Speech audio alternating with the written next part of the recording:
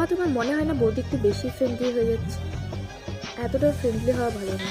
প্রথমে একটু বেশি দরদ দেখাবে আর পরে গিয়ে। বা তোমার না একটা বাজে স্বভাব আছে, একটু তাড়াতাড়ি মানুষজনকে আপন বানিয়ে নেওয়ার।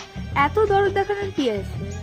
আমার কি বাবা, আমি তো শ্বশুর বাড়িতেই চলে যাব, তুমি বুঝবা তোমার বৌমাকে নিয়ে। এত হাসছো কেন বৌদি? নতুন বিয়ে করে এসেছো, একটু তো লজ্জা পাও। এবং হ্যাঁ হ্যাঁ হ্যাঁ হ্যাঁ করে হাসছো, মানুষজন কি বলবে? আমাদের বাড়ির একটা স্ট্যান্ডার্ড আছে, সেটাকে অন্তত পক্ষে নষ্ট করো না। মা, তুমি বৌদির গয়না নিয়ে রেখেছো, ও বাইরে সবাইকে বলছে আমাকে কেন গয়না দিচ্ছে, আমার শাশুড়িকে দিয়ে আসো, আমার সব গয়না তো ওনার কাছেই আছে। তোমার খুব ভালো লাগে না ছোট হতে? এখন পাড়ার সবাই মিলে তোমাকে নিয়ে যে চুগলিটা করবে সেটা ফেস করো তুমি। সারাক্ষণ কানের মধ্যে ফোন লাগিয়ে চুপ করে ঘরের মধ্যে একটা কোনায় বসে মায়ের সাথে চুগলি না করে একটু মাকে তো হেল্পও করতে পারো হাতে হাতে।